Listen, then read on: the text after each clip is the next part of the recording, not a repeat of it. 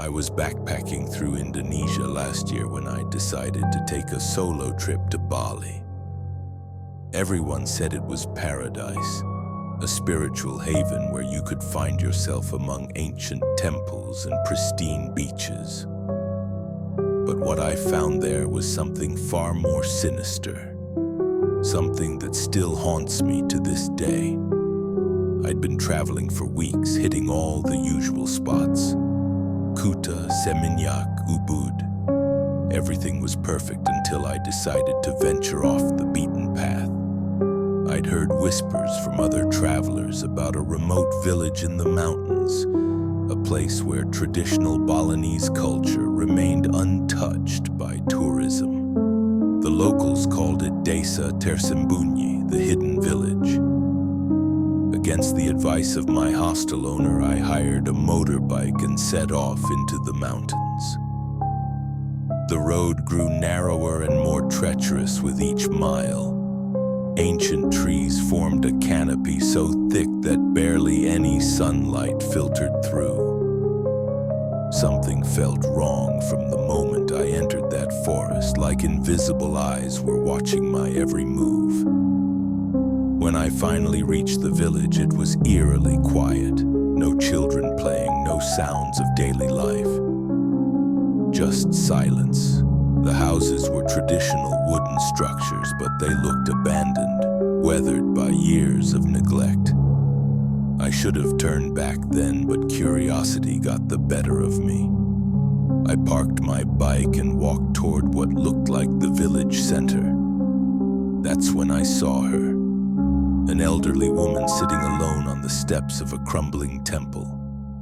Her eyes were completely white, clouded over with cataracts, but somehow she seemed to be staring directly at me.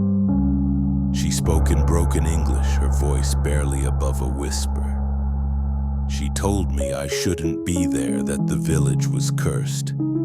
She said something about a ritual that went wrong decades ago, trapping the spirits of the dead within the village boundaries. I laughed it off as local superstition, but her expression remained deadly serious. As the sun began to set, I realized I'd stayed too long. The mountain roads were dangerous enough in daylight, but attempting them in darkness would be suicide. The old woman reluctantly offered me shelter in her home, warning me not to leave the house after midnight no matter what I heard. That night I understood why. Just after the clock struck 12, I heard them. Voices calling from outside, speaking in a language I didn't recognize. They sounded desperate, pleading. Then came the scratching at the walls, like dozens of fingernails clawing at the wooden planks.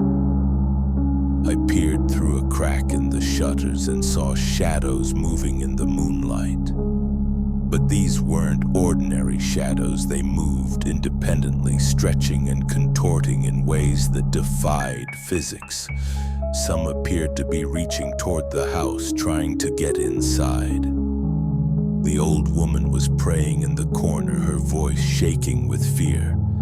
She kept repeating the same phrase over and over, something about keeping the spirits at bay until sunrise. The scratching grew louder, more frantic. I could hear breathing just outside the window where I was looking. Then something touched my shoulder. I spun around, but nothing was there. The old woman's prayers had stopped. She was staring at me with those milky white eyes, but now they seemed to be glowing with an otherworldly light. When she spoke, her voice was different, deeper, like multiple people speaking in unison. She told me I was marked now, that the spirits had chosen me. She said I would never truly leave this place. That part of me would always remain trapped in Desa Tersembunyi. The scratching suddenly stopped. The silence was deafening. I must have passed out from fear, because the next thing I remember was waking up on the side of the mountain road next to my motorbike. The sun was high in the sky, and there was no sign of any village nearby. I searched for hours but found nothing except dense forest and rocky cliffs. When I returned to my hostel and described the location, the owner went pale. He told me that village had been destroyed in a landslide 30 years ago, killing everyone inside.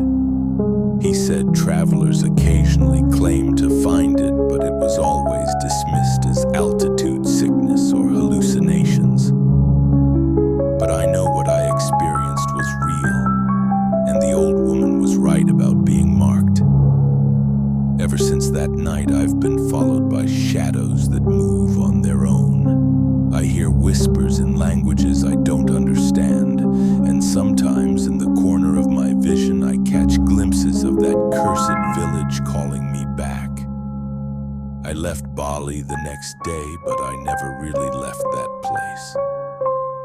Part of me is still there, trapped with the other spirits who made the mistake of entering Desa Tersembunyi after dark.